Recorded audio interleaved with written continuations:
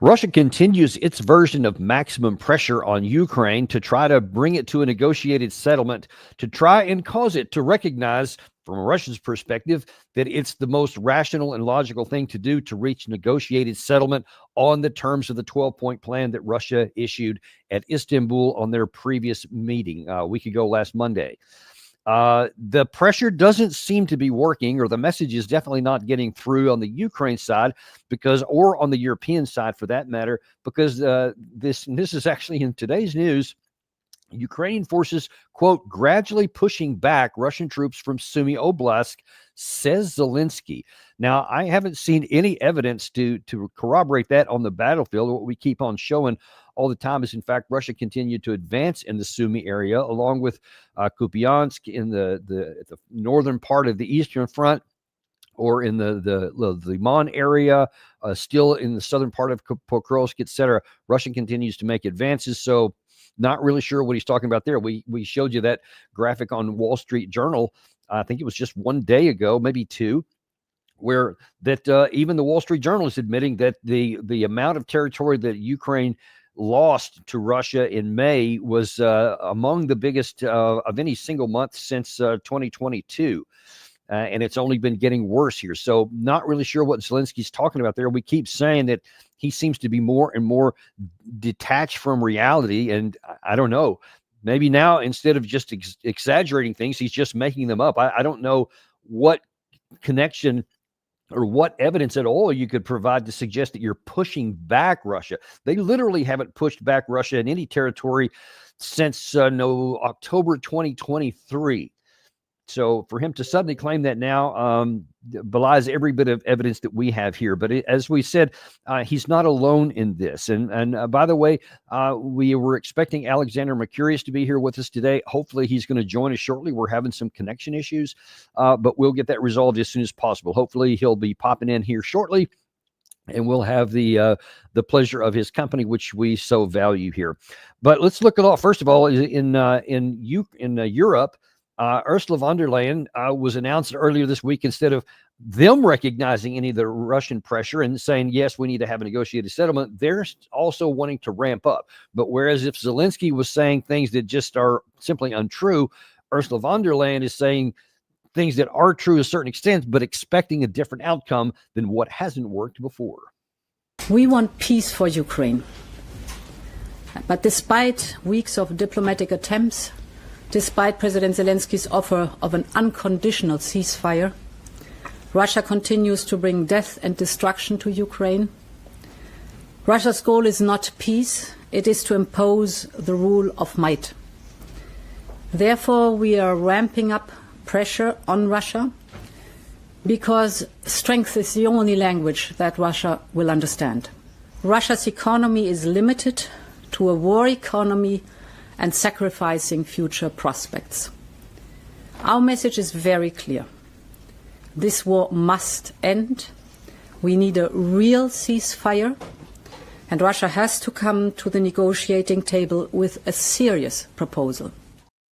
Okay, well, Russia has a serious proposal, and you do seem to be in agreement that the war must come to an end. All sides seem to agree with that. Zelensky says it. President Trump says it.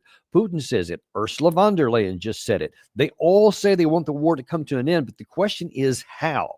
And that is where we get to the whole issue, come back again, rather, to the reality portion. Because if you can't recognizing who has the leverage and who can compel one side and who can't, then you're going down a bad path here that's only going to get your side defeated and more of your side killed in action. Because Ursula von der Leyen and Zelensky are talking like that they're from the position of power, but they're not. And it doesn't matter how many times they say they are, they aren't. So when she says we want a serious negotiation, obviously the definition of that is we want Russia to change all of their ideas, all of this 12-point plan they gave, the demilitarization, denazification, no NATO, and this withdrawal from all the territories that Russia has annexed. Instead of that, we want them to do what we want, which is to freeze the current line where it's at, remain de facto in charge of it, so we won't acknowledge any of the stuff that's going on. We will keep talking about NATO. We will bolster our military, and we're going to continue to have relations with those outside of Ukraine. That's what she wants. And those are mutually exclusive. They are absolutely almost polar opposites from the terms that anybody's using to get to a war end.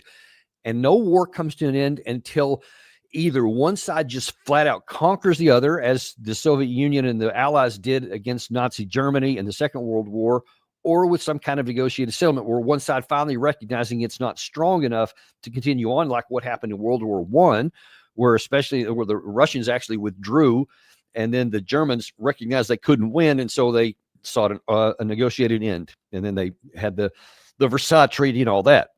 Those are the two ways it happens. And so far, we haven't gotten either one of those right now. Ergo, the war continues on. So what it means is that obviously Russia has not yet conquered Ukraine. They are winning, but they haven't won past tense in terms of physically taking it on the ground. But the Ukraine side hasn't suffered enough to where that they acknowledge it. And as we've been showing on our show here recently, when you've looked at some of the versions and comments from some of the pro-Ukraine side, that they're not there either. And by the way, I'll just kind of mention, because there was some commentary and on our channel and some of the message boards, that some were concerned that I didn't push back enough on our Ukrainian guests. But just so you understand, I don't invite people on here to get into arguments with them or to try to change their mind on something. We bring people on, or we show sound bites so that you see what they think and you see what it is from their perspective. I did challenge a few things on there, but I don't invite people on to get into an argument with them. And people aren't going to change their mind generally. But it was very, very illuminating to see the viewpoint, because even though Francis Farrell would acknowledged that the Ukraine side was suffering tremendous losses, even though he acknowledged that they don't have enough people to force mobilize, and so they're net losing every day, they still continued to fight, and they still continue to go on. So I even asked him at one point, if you can see that you don't have the resources to win, wouldn't it make sense to reach a negotiated settlement so that you have an ugly victory here instead of being conquered and then lose even more over there? And he said he didn't think so. So that's very illuminating. And I think that the Russians are probably aware of that. And I think that they're coming to the conclusion that there's no point in negotiating. In fact, we've shown you that, I guess it's the Telegram post from Dmitry Medvedev on the 3rd of June, where he said even our negotiations, they were not meant, that 12-point plan was not meant to serve as a point of negotiations to give and take. It was basically a terms of surrender. This is what we're going to do. Yeah, that one right there.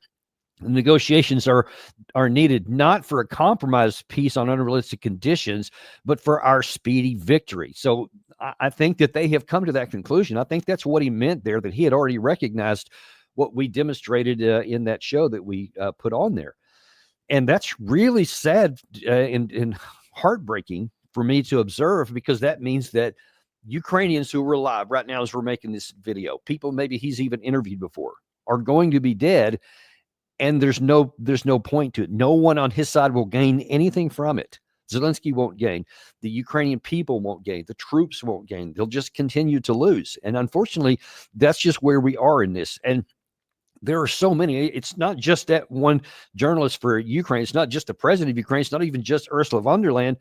It's also those on our side that just can't come to these elemental, fundamental understandings of what reality is.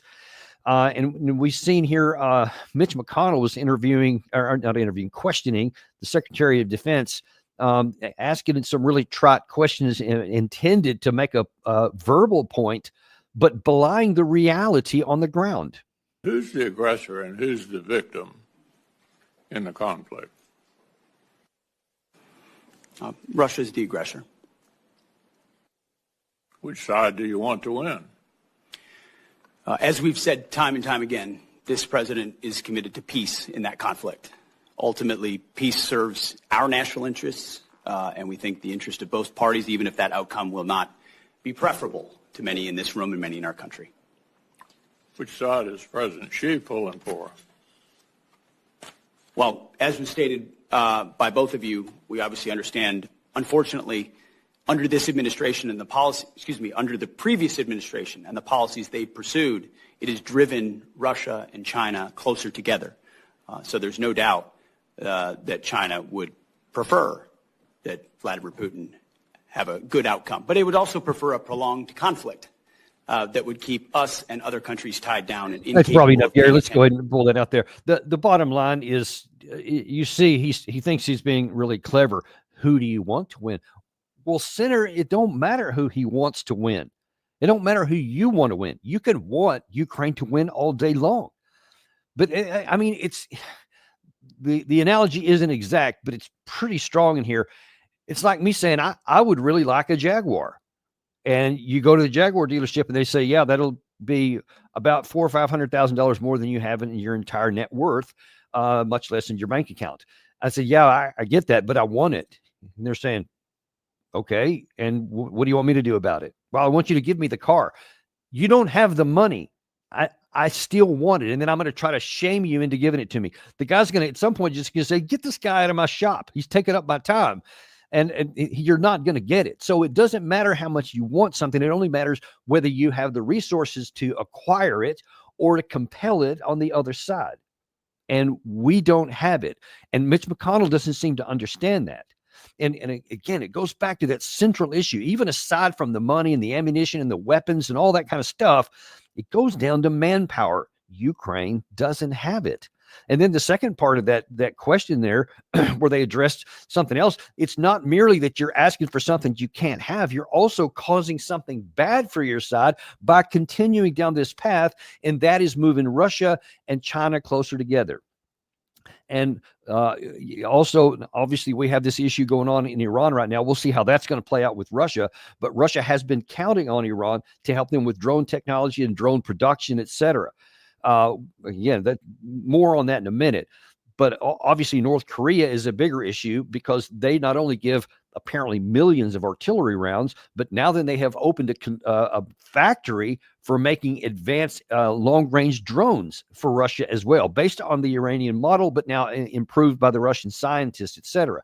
They have also been getting improved, I think it's called Hwasong-11 ballistic missiles from North Korea, improved by the Russian scientists. So all these things that have tangible negative impacts for us on the battlefield or a future battlefield is going on because we want to remain ignorant. So it's not a zero cost issue.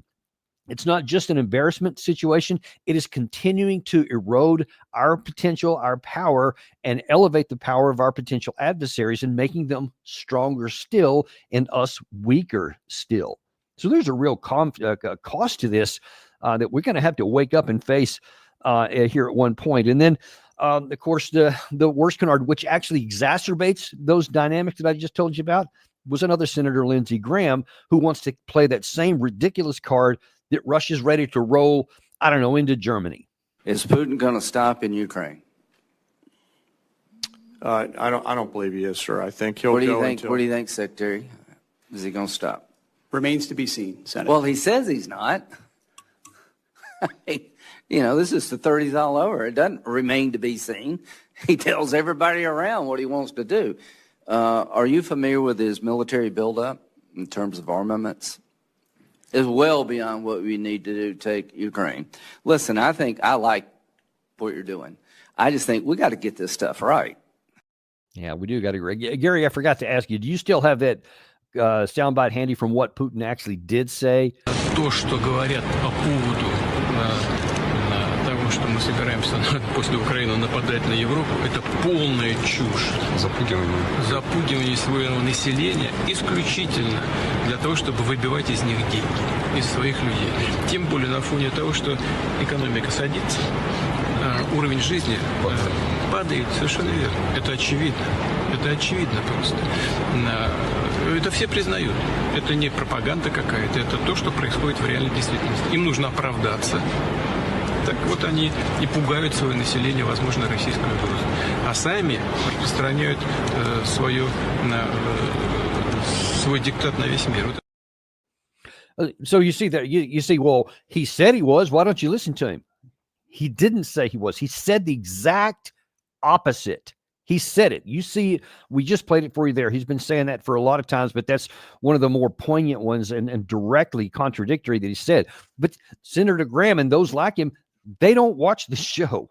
they don't listen to what he says. They only listen to their own created caricature, and then they want to take actions based on as though what they claimed was true was when it was the opposite. Well, there is an impact to that, because what you end up creating in the other side is, okay, well, if you're not going to acknowledge reality, if you're not actually going to listen to us, and you're going to keep taking action antithetical to us, i.e., continuing to help our enemy kill our soldiers, then you're going to make them think maybe we do need to take some other action. And we see that playing out right now. First of all, this is something that video that was released today. Another one by Putin, or about Putin rather, is that he was being addressed by one of Russia's nuclear scientists. I think he had won an award or something like that.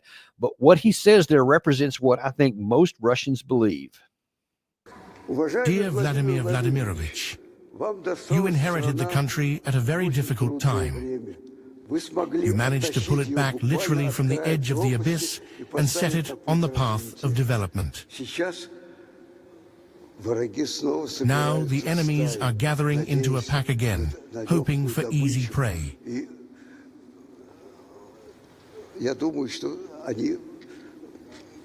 I believe that just as Napoleon failed, just as Hitler failed, so too will today's jackals from NATO fail. On behalf of Russia's nuclear scientists and myself at this moment, I thank you for the trust you have placed in us. And I can assure you that we will not let you down. This whole pack will break its teeth against our nuclear shield. Thank you.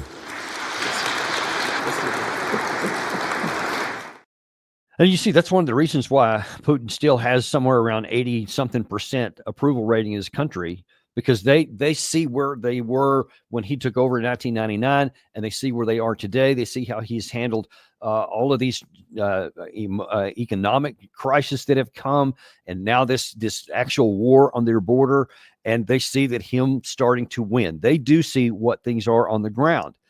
And you see this nuclear scientist saying it seems like that the West still wants to come at us again. And of course, as we tell you all the time, there is historical reckoning in Russia. They have historical understanding about what things happen. And they know that they were in the previous 2 centuries were invaded from the West. And so that's a constant in your face kind of reminder of the reality that we never think about it. We don't think about what it's like for Russians. They do.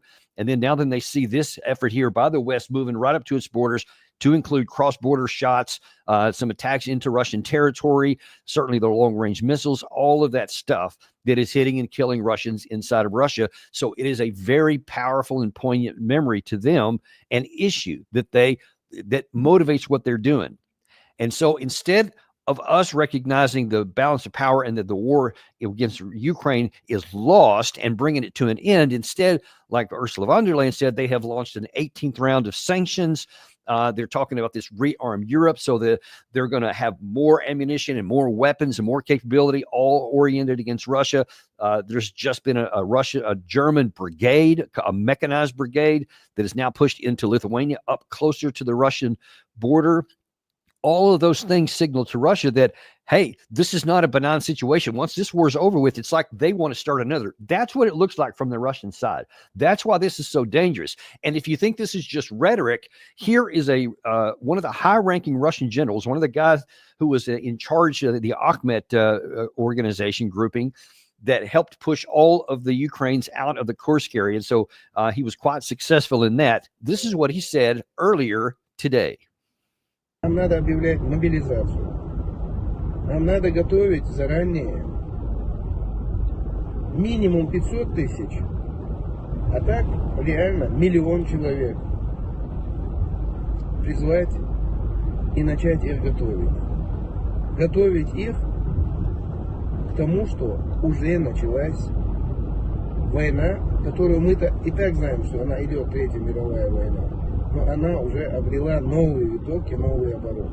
И для того, чтобы никто не вздумал с нами вот так играться, как поигрались со всеми государствами, теперь уже и с Ираном, поверьте мне, нам надо всем все-таки сплотиться на всех наших уровнях. Listen, Russian generals don't just go on social media and make videos and say stuff on their own. They saw what happened when the leader of the Wagner group, Yevgeny Prigozhin, when he popped off and did go off script, he ends up mysteriously blowing up on a plane. People understand in Russia, you don't go taking on the president of the Russian Federation or just popping off without having things clear. People understand that. So it's almost certain, I don't have any insider information, but I can't imagine that he didn't say that somebody in the Russian hierarchy wasn't okay with him saying that kind of stuff. And Russia did one round of forced mobilization of 300,000 in the autumn of 2022 when they were running very short on people and realized they didn't have enough to continue this war on a sustained basis. Since that time, they have just been content to recruit enough people, and they have had more people than they needed, so the army's growing, etc. But that's only to be able to fight what they're doing now. If they have any thought that there's going to be a bigger war, then there's going to have to be a full and a general mobilization, potentially at the 1 million level. Like he said, that's not the first time that's been postulated in Russia. First time that I've seen it's been publicized on video that he said to a Russian audience. Remember, that was not to a Western audience, that was to a Russian audience where that was released. We don't want to keep going down a road to where we convince the Russians that all of these statements aren't empty, but that they're a preparation for something, that there's going to be a war against Russia, and that they actually think they're going to fight one because Russia already knows it has a big advantage, huge advantage over us. The last thing they're going to do is just sit tight with what they have, just agree to anything that's going to leave Ukraine in any kind of current power that's going to allow NATO to have a free role into their country should they ever want it. They're going to do whatever they can to shut that off completely, and they're going to keep building. They're going to continue to grow. We've got to get off of this whole issue of self-fulfilling prophecy, because we build up here. And when you hear the Western side talk about it, I think that in one of those clips I just played a minute ago with I think it was Lindsey Graham, or maybe you know what? I think I pulled out of that recording with McConnell early, because later on he would say, are you aware of the military buildup that's going on in Russia? As though there's out of nowhere. See, he never gives the context. He just says, see what they're doing. Well, the Russian side looks over here and they see what we're doing, and they're telling people. And so everybody keeps on preparing and ramping up their capabilities. And you see where this is going. This has the potential to go to somewhere to where there could be a literal clash between NATO and Russia. And that would be bad for everybody. Everybody would lose if that happens. There's not going to be any winning that war. It's just going to be somebody's going to be left, or it's going to be escalating into a nuclear conflict and maybe nobody's left standing. But even if it stays conventional, somebody will be left standing and somebody will be on the ground. Both sides will lose. Let's don't get into this situation, because I don't want to be in either category. I don't want to be the one crumpled on the ground or just barely standing up but badly wounded for a war that need never be fought. And that's why I'm starting to get so adamant about this stuff, because it's not theoretical. It's not like, well, something bad could happen someday. Things are moving in that direction right now. We're on a path to get there, where all it takes is one miscalculation or one error or one mistake that somebody makes, and then it gets interpreted wrong. All of a sudden we're fighting because everybody's preparing for it. So they're all looking for it. And you don't oftentimes get that much power built up and then not use it. The Cold War is one example. Thank God we avoided it then. But we're just rolling the dice to see how long that's going to happen and how much we keep doing that. I want to change course a little bit. Gary, if you can look real quick. I just someone just texted me here that apparently there's been some additional Iranian strikes into Israel. I actually just got a media request to go on somebody's channel a minute ago. That's the other thing. We've been talking about that a lot since last night, and we've been talking about what Iran is going to do. And now it appears that they have done something. Again, this is literally breaking. I've been on the air with you, so I don't know what's going on other than apparently something is happening here. And that's one of the things that we've been worried about, is what happened next. And of course, if America gets drawn into that one, that would significantly exacerbate this situation here. But let's see, Iranian media, hundreds of missiles have been launched. If that's the case, I assume that's probably a live shot of Tel Aviv right now. So nothing has fallen so far. But listen, if this is missiles and not drones, then there's going to be some problems. Gary, is that a live shot right there? Yeah, it is indeed. It's a live shot. Yep. Well, moments ago, as you see up in the Chiron up there. Okay, so I guess that the previous shot was probably the live shot. Right. Exactly. Yep. Okay, so we do see something's coming down. So some of that stuff does look up there. At least the Iron Dome is functioning because I see some of the shots in the air. But I guess we'll see if there's some things are hitting the ground. Whether those are drones or missiles, I don't know. And sometimes the media mislabels stuff. It says hundreds of missiles. It could be drones, but there apparently is something coming in right now, and we'll wait and see what happens with these. There's an Iron Dome shots going up right there. Those are heading in the direction, so there must be something coming right there. And then, all right, so then you see some. So those are slow moving. Those don't. That one's pretty fast right there. So there is one. Okay, that's a big hit. That was a big hit right there, and that looked like it was going after one of the air defense missiles, which you see it looks like it misfired there. So that's going to come down somewhere else in Tel Aviv. So yeah, so this is ongoing here. So it looks like we're now seeing the first of the Iranian retaliation. We'll see how widespread it is, how much it grows in. But now then. This is what I was concerned about. To talk about that escalation ladder, because I mean, even in that one missile we just saw there, that hit something in downtown Tel Aviv. So something has been hit, and the idea that Benjamin Netanyahu is now going to say, "Well, okay, that was fair. We hit them. Now they hit us back. Okay, now we're even." That doesn't exist in his mind. So you can be assured that they will continue to accelerate. And we'll have some kind of retaliation. I would wager probably still tonight. That's probably going to happen, that there's going to be some kind of Israeli response even tonight, because the time for Israel to strike is now, because they have just, gashed the Iranian air defense capacity. So they're very, very vulnerable, even more so than normal. We'll see what happens next. There was some reports that someone sent us actually while we were on air on our previous show, that some of the air defense capacity has been recovered and replaced by Iran. I guess we'll find out. We'll see if anything happens in the next round here. But right now, that appears to be a live shot, so nothing appears to be coming down at the moment. We will stay on top of this, folks. So we've got Harry Kazianis coming on at in about 24 minutes from now. And whatever updates we have in between now and then, we'll certainly bring it to you. So we're going to go ahead and close this down for now, so we can get back to the research stage here and find out what's coming next. And we'll see you at 3 p.m. on the Daniel Davis Deep Dive Show with Harry Kazianis. See you then.